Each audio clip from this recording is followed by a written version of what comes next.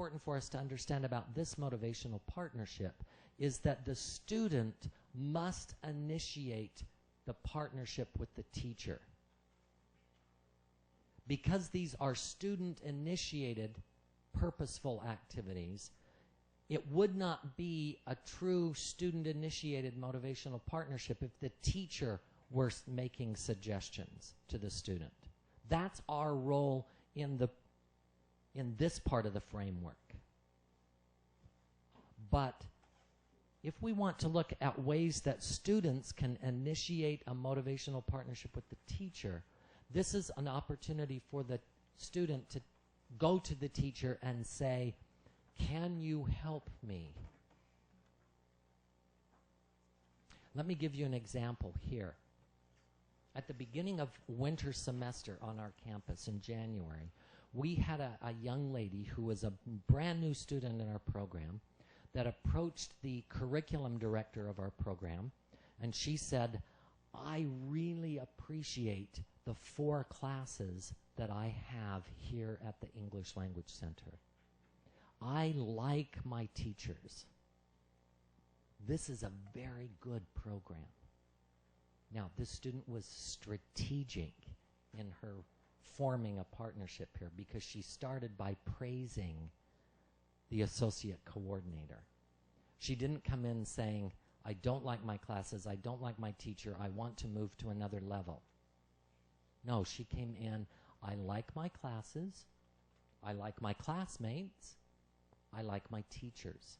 And then she said, "In addition to the 4 classes, I would really like to have a separate class that focuses on pronunciation.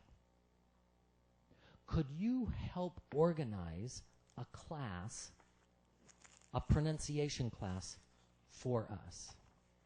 And the associate director said, "Okay, let me think about this and I'll get back to you tomorrow." James sent an email to me and the other associate coordinator for the program and said, "Here's the request." We decided that in order for this to be a true motivational partnership, that the student needed to work a little bit. There had to be some effort exerted. If we simply said yes every time the student made a request, there's no effort that's involved, and motivation requires some effort. If it's easy, then there's no need for motivation, right? So we said to this student, "We are happy to organize a pronunciation class, but you need to find 14 other students that also want to take the pronunciation class.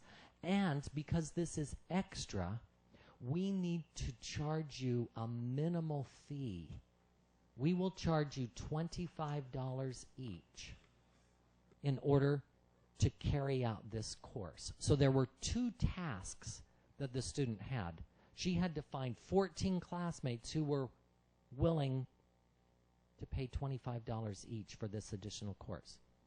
She accepted the challenge, and by the end of the week, she came back to the coordinator and said, "Here's the list of students. We are all willing to pay $25 for an additional class." We were really impressed with this student-initiated partnership, motivational partnership with the teacher, in saying, "Here's what I need to further develop my language skills beyond what the program is naturally doing." And if we could get students to identify, "Here's how the program is helping me accomplish my goals. What are other ways that I as a teacher or as a student could be reaching out to teachers to help me accomplish my goal as a language learner?"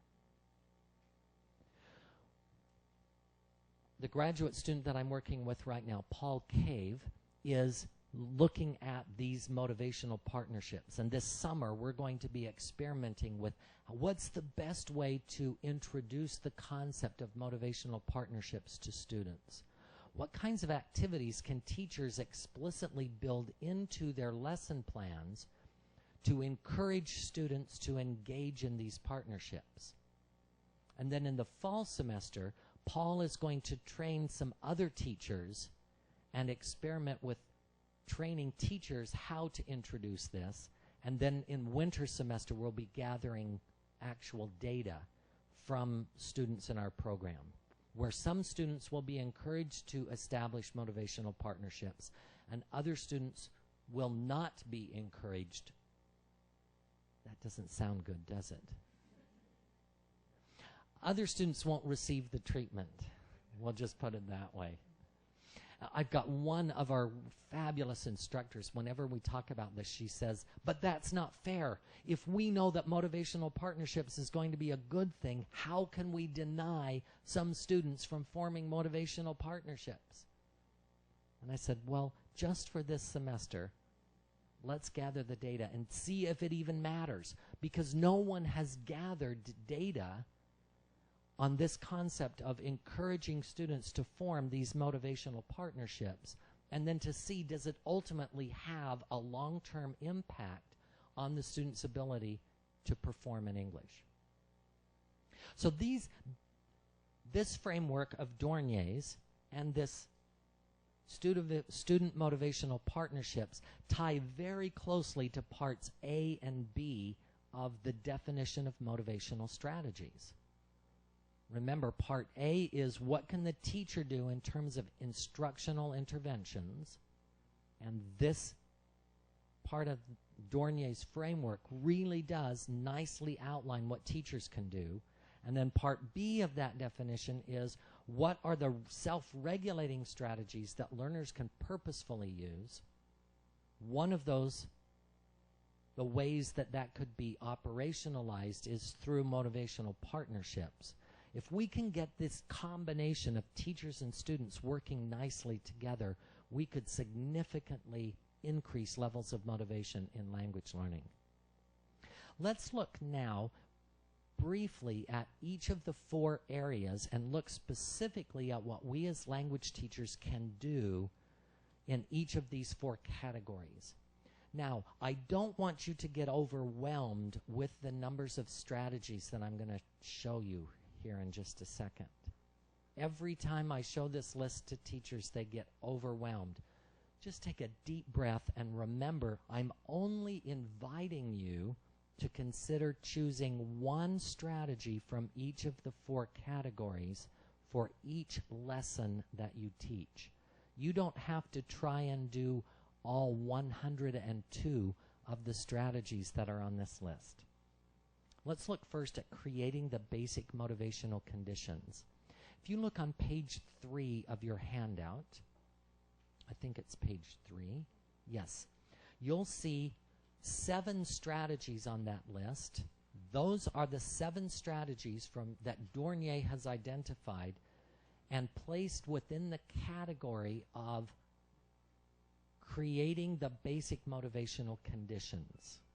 These are 7 primary strategies with multiple sub-strategies that teachers can carry out.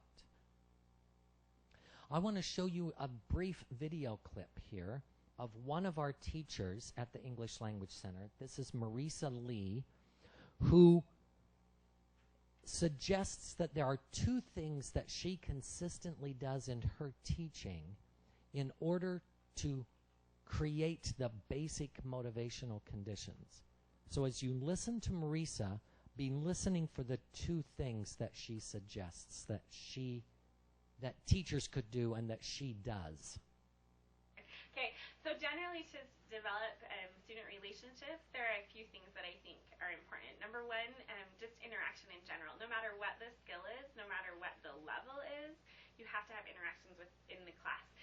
So getting students to interact with each other in partners, in group work, no matter what it is, even if it's like reading a skill where normally you think you can't have interaction. I think just getting them to talk about questions, getting them to talk about their feelings, that kind of thing, helps them to feel comfortable with each other, people that maybe they don't work with normally.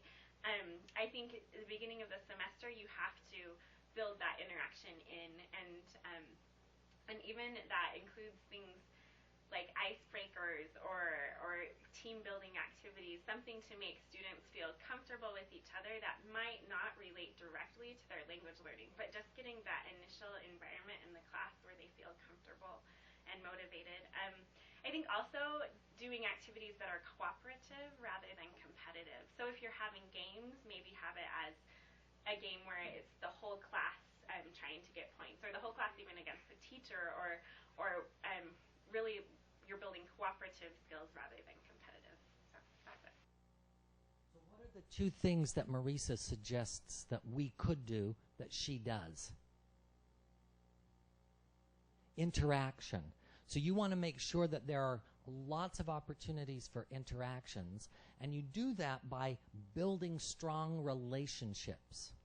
I like what she says when she commented that typically in a reading class, we don't do many interactive kinds of things in a reading class. But you could, and those interactive things will be more successful if you've taken opportunities to build relationships with students. And most importantly, for students to build relationships with each other. What's the second suggestion that Marisa had? Cooperative rather than competitive. So any opportunity that we have as a language teacher to build cooperative activities rather than competitive activities is a positive way for us early in the learning process to create the basic motivational conditions. If from the beginning of a course we're building and creating the basic motivational conditions through cooperation, that will help strengthen levels of motivation in the classroom. In Active Skills for Reading, 3rd edition, we have built in motivational tips throughout the textbook. The motivational tips are highlighted in the green color throughout the book. So any one of the books that you have, you can flip through and you can see a wide range of motivational tips. This tip is a tip from Unit 1, Chapter 1, very beginning of the book, as an opportunity for creating the basic motivational condition. In this one, I'm encouraging students to think about factors that will lead to their success. In this tip, it says, successful readers read fluently. To be fluent, you should be able to read 200 words per minute with at least 70% comprehension. In this chapter, see if you can achieve this goal. Achieving the goal will contribute to your success. In 60 seconds, or plus or minus 10 seconds, you can review this motivational tip with your students and talk with them about a goal of being able to read 200 words per minute with 70% comprehension. My fear is that teachers are going to skip these motivational tips, that they're going to say, oh, I don't have time to do this. No, you've got time. You've got 4 minutes of class time. I promise you, if you look closely at how you're using your class time, there's at least 4 minutes where you can build in 4 motivational tips for your students. And we're building those tips in at different sections of the book. The second category in Dörnyei's framework is the category of generating initial motivation. You'll see on page 4 of your handout and the top of page 5, you have strategies 8 through 18. These are strategies that Dörnyei suggests that teachers can use for generating initial motivation for learning a particular pedagogical point. We're now going to watch a videotape with the graduate student Paul Cave. This is the student that will be working on the motivational partnerships. Paul is generating initial motivation in this video clip that we're going to watch for learning how to connect the skill of skimming to real life. Paul's going to ask the students, why do we skim in the real world of reading? Why do we do that? And you're going to hear the students provide 3 answers, 3 reasons why in the real world of reading we skim. Now, this is a low-level class, and there are students from a variety of different nationalities. You're going to see with the second student that volunteers information, her pronunciation is not very good. No one in the class can figure out what she's saying. She actually ends up having to write it down, and Paul has to walk over and read what she says, and then he understands. It's difficult to understand some of what the students are saying, but follow as closely as you can and see if you can identify what are the 3 reasons that they give for skimming.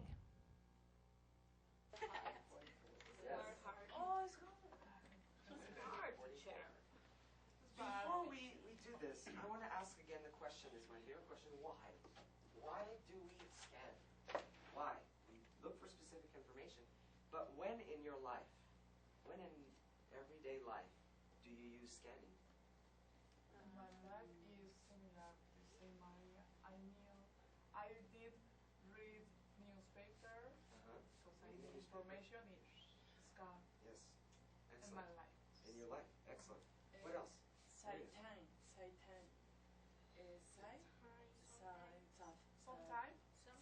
Sometimes. No, sometimes. It's side is read. Okay. See? Save time. Oh, yes. Save time. To save time. Save time. Yes, very important, right? Excellent. What else in life do you need to scan? In the restaurant, In the restaurant? I did save money. Yeah. I look only the very cheap price. Oh, very good. Who else does that? I do that. I do that all the time. I say, okay, scan. I don't even look at the food. I just look at the price. Oh, $3. I'll take that. And then the waiter's like, $3. Not much tip. Good. So Paul asks, why do we scan? When in real life do you scan? One student, the first student said, newspaper. We scan when we read the newspaper. The second student that was having a real difficulty, what did she say? Save time. I scan to save time. And the third student? To save money when eating out. Scan for the cheapest item on the menu. And that's what you'll buy. So Paul is generating initial motivation for learning the skill of scanning in English by making an explicit connection to why you would use the skill in real life. In Active Skills for Reading, Book 2, one example of a motivational tip that lends itself to creating an basic motivation is a tip where I encourage students to know more than the definition of a word. This tip says, after completing this vocabulary exercise, think about what it means to truly know a word. If you know a word, you know more than the definition. You know the context in which the word will appear and what other words can be used near this word. I challenge you to think about more than just the definition of a word in order to improve your vocabulary skills. So I'm trying to create basic motivation for learning more than the definition of a word. And in 60 seconds or less, a language teacher can take this motivational tip and talk with the students about ways that they can learn more than the definition of the word. The third category is protecting and maintaining. So if you look at the majority of page 5 on your handout and part of page 6, you'll see that this category of strategies has the largest number of strategies. Part of the reason that the largest number of strategies are in this category is because language learning is a long, difficult process. You cannot start at basic levels of language development and quickly advance to high levels of proficiency in a short amount of time. For some learners, it may take 2 or 3, 4 or more years to really go from basic to no English to high levels of language proficiency that you can do something productive in the language. Because language learning is such a long process, we've got to protect and maintain levels of motivation. We've got to remind students, this is why you're studying English. Don't forget the vision. Don't forget the reason why you want to learn English. Now, in this next video clip, I need to set this up just a little bit more than I typically have, because every time we show it, teachers don't see the connection between the video and protecting and maintaining. And it's not really the teacher's fault, it's that I haven't done a very good job of making the connection. You're going to see Sharon talking with students about the concept of plagiarism in a writing class. Sharon introduces plagiarism in this example, but then she uses the example throughout the entire semester. Today is just the introduction,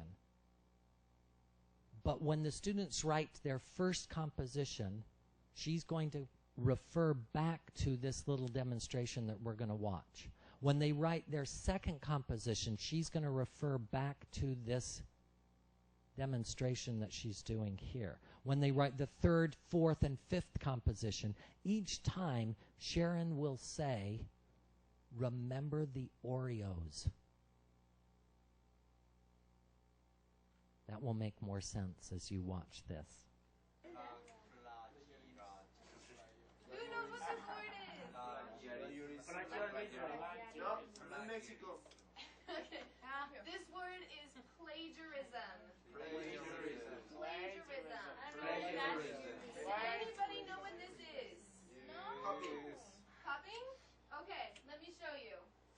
I brought you guys something today. I'm such a good I love it.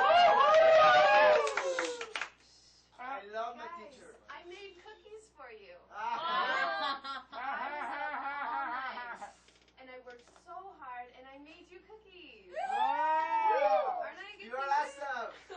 How can you write that? Teacher, it looks like Oreo. I know. Yeah. But it's actually my own work. Wow! I know. I made it all by myself. So it's true, Can you give me the teacher. recipe? Yeah, I will. I believe you. You know what Yeah. this is called? Are you lying? Plagiarism. Sharon is trying to take credit for making this perfectly wrapped box of Oreo cookies. She's saying, I stayed up all night. It was very difficult. I worked very hard. This is my work. I think this is one of the most unique ways of introducing the concept of plagiarism. Now, Sharon goes on here to give more explanation about plagiarism, but this is her motivational moment. That took about a minute to execute. The motivation for learning about plagiarism happened here. Now, the maintaining and protecting part happens throughout the semester, because every time the students begin to get a little weary in writing, and they might be tempted to just start copying and pasting from Wikipedia, she says, remember the Oreos. And the phrase, remember the Oreos, reminds the students, oh, the Oreos were not Sharon's work. This Wikipedia is not my work. I must do my own work. I can't rely on Wikipedia. So the maintaining and protecting process is what happens throughout the semester. but it's successful because she introduced it so well here. The final category is encouraging positive retrospective self-evaluation. And here, remember, is the category of strategies where we want to narrow the gap between one's self-perception and reality. On the final page of the handout there, or just before the references on page 6, you've got the last set of strategies here. We're now going to watch a video with Judson, one of our language coordinators in the program, as he describes a recent quote that he has heard about motivation and how he uses that quote in the form of providing evaluative feedback to the students. Listen to Judson. There's a quote on motivation that I really like and I heard recently that was, with increased vision comes increased motivation. And I look at feedback as providing students with that vision of where their language is and where their language could be, given an increase in their practice and their study. It shows them what is possible for them. And I find that to be a really motivating and enabling process for students. And rewarding for me as a teacher. Through providing feedback, I see the impact that I'm having on their language performance. I get to see that the things that we're doing are achieving the purposes that we had in doing the activity. And that's rewarding for me, increases my vision, and consequently my motivation. Part of what I like about Judson's quote there is what he says here at the end, that he finds it motivating when the students take his evaluative feedback and use it in ways that help them see the growth that they still have to make in the development of their language skills. With increased vision comes increased motivation. That was the quote he was referring to. In terms of the self-regulating role of motivation, everything that we've talked about, most of everything we've talked about at this point, deals with what teachers can do. But remember that part of what we want to do in this building process, particularly with the fourth category of encouraging positive retrospective self-evaluation, is to begin building opportunities for the students to engage in self-regulation of their own motivation. Emma Ushioda, an equally prominent researcher in motivation and language learning, says, our real aim as educators must be to foster learners' own motivation from within. That's our ultimate goal, and one of the best ways to do that is to begin by implementing explicit motivational moments in your teaching and providing opportunities for students to make connections between what you're doing and ways that you are trying to help them in the motivational process. Dörnyei says, one condition is vital for individual learners to exercise their motivation for language learning. They must have a desired future. Students have to figure out what is it that they want to do in the future. What do they see themselves doing, and how does English play a role in that process?